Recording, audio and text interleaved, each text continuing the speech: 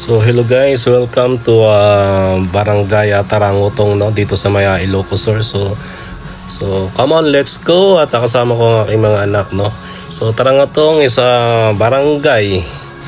Barangay located in Tagudin, Ilocos Sur, Philippines. Napakagandang lugar. It is known for its picturesque landscape, dahil sa maganda mga dagat dito, and rich of cultural heritage. Yung mga visitors can explore the local markets, sample traditional cuisine, and visit historical sites such as church and ancestral house.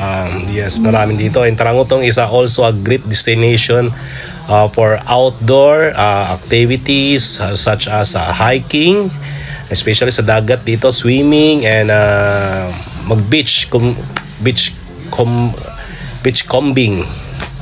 That is Tarangutong. And thank you and God bless all.